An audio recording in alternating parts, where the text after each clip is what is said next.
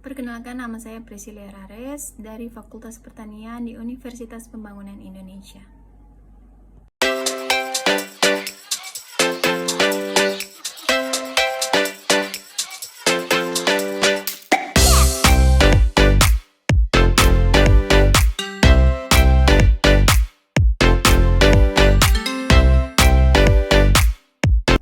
Pada saat ini saya akan membahas tentang struktur pasar dan peran pasar dalam perekonomian. Pasar adalah sesuatu sarana yang di dalamnya ada unsur penjual dan pembeli, baik itu pasar tradisional, pasar modern, dan banyak lagi macam bentuknya. Di dalam pasar merupakan tempat bertemunya antara penjual dan pembeli baik secara langsung ataupun tidak. Kebanyakan pasar yang ada merupakan pasar yang hubungan antara pembeli dan penjualnya langsung. Tapi banyak juga pasar yang antara penjual dan pembelinya berhubungan secara tidak langsung. Contoh pasar yang antara penjual dan pembelinya berhubungan secara langsung adalah pasar yang sering kita jumpai dalam kehidupan sehari-hari, yaitu pasar tradisional, pasar induk, dan lain sebagainya. Sedangkan pasar yang antar penjual dan pembelinya berhubungan secara tidak langsung adalah pasar yang menggunakan sistem telepon atau pemesanan yang menggunakan media untuk memesannya. Contohnya pasar yang menggunakan media internet, kita memerlukan fasilitas internet untuk memesannya. Dan dengan cara ini antara pembeli dan penjual tidak bertatap muka secara langsung. Secara umum, pasar bisa dibedakan menjadi dua macam, yaitu pasar tradisional dan pasar modern. Pasar tradisional merupakan pasar pelopor yang merupakan pemberi inovasi bagi pasar modern yang ada sekarang ini. Pasar tradisional telah lahir dalam abad 10, minimal ini yang tercatat secara formal dalam prasasti masa kerajaan Pusidok dengan istilah pekan oleh sebab keterkaitan dengan Sima, yaitu sebidang tanah yang bernama Ala Santan yang dibeli senilai 12 kati pada tanggal 6 September 939 yang tampaknya digunakan serta terkait dengan keberadaan pasar tradisional yang diselenggarakan berdasarkan siklus periodik 5 hari pasaran. Sebab pasar tradisional merupakan urat nadi perekonomian wilayah kerajaan, di samping pungutan pajak juga terkait di mana penjual dan pembeli bertemu, terlepas dengan cara barter atau mempergunakan alat pembayaran yaitu uang. Yang menarik, ternyata pada abad ke-9 dan awal abad ke-10, kita sudah mengenal uang logam kuna.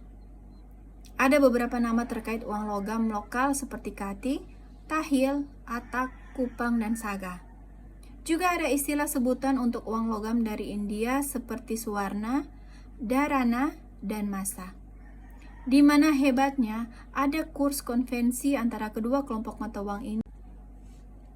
Dengan demikian dapat dikatakan bahwa telah terjadi kompleksitas hubungan perekonomian antar kerajaan yang identik dengan keadaan saat ini, yaitu perdagangan antar negara. Khususnya untuk pasar tradisional yang terletak pada pesisir, yaitu pemukiman awal di pelabuhan-pelabuhan seperti Delta Brantas di Jawa Timur. Jadi, pada masa-masa itu, pasar tradisional berfungsi langsung untuk menopang keberadaan kerajaan di mana pasar itu berada. Dan kita boleh meyakini bahwa keberadaan pasar tradisional berjalan seiring dengan tumbuhnya kerajaan-kerajaan lokal. Jadi dengan demikian, maka keberadaan pasar tradisional dapat dikatakan secara historis seusia dengan kerajaan Kutai, misalnya yang merupakan salah satu kerajaan tertua yang tercatat dalam sejarah nasional kita. Menurut segi fisiknya, pasar dapat dibedakan menjadi beberapa macam, di antaranya pasar tradisional, pasar raya, pasar abstrak, pasar konkret, toko swalayan, toko serba ada. Sedangkan berdasarkan jenis barang yang dijual, pasar dibedakan menjadi beberapa macam, di antaranya pasar ikan, pasar sayuran, pasar buah-buahan, pasar barang elektronik, pasar barang perhiasan, pasar bahan bangunan, bursa efek, dan saham. Struktur pasar adalah penggolongan produsen kepada beberapa bentuk pasar berdasarkan pada ciri-ciri seperti jenis produk yang dihasilkan, banyaknya perusahaan dalam industri, mudah tidaknya keluar atau masuk ke dalam industri, dan peranan iklan dalam kegiatan industri. Terdapat sifat-sifat pasar persaingan sempurna, Yang pertama adalah jumlah penjual dan pembeli banyak, barang yang dijual sejenis, serupa, dan mirip satu sama lain, penjual bersifat pengambil harga atau price taker, harga ditentukan mekanisme pasar permintaan dan penawaran atau demand and supply, posisi tawar konsumen kuat, sulit memperoleh keuntungan di atas rata-rata, sensitif terhadap perubahan harga, dan mudah untuk masuk dan keluar dari pasar. Dalam pasar persaingan sempurna, keputusan mengenai jumlah output perusahaan secara individual tidak bisa mempengaruhi tingkat harga, dan untuk keputusan mengenai penentuan harga, kurva permintaan menggambarkan secara horizontal. Oleh karena itu, harga dianggap konstan berapapun output yang dihasilkan. Pasar merupakan sesuatu hal yang berperan dalam bidang ekonomi. Kadang-kadang pasar juga menjadi barometer perekonomian suatu daerah. Apabila suatu daerah mempunyai pasar yang memadai, maka bisa dikatakan bahwa daerah itu merupakan daerah yang perekonomiannya maju.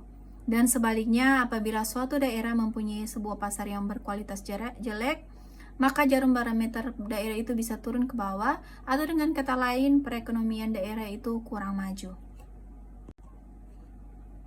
Pasar mempunyai peran penting dalam 3 buah kegiatan yang sangat penting pula dalam kegiatan ekonomi, yaitu dalam bidang produksi. Proses produksi merupakan proses menghasilkan barang yang bertujuan untuk disalurkan kepada para konsumen yang bertujuan untuk memenuhi kebutuhan hidup mereka. Dalam bidang distribusi, distribusi merupakan proses penyaluran barang dari tangan produsen ke tangan konsumen.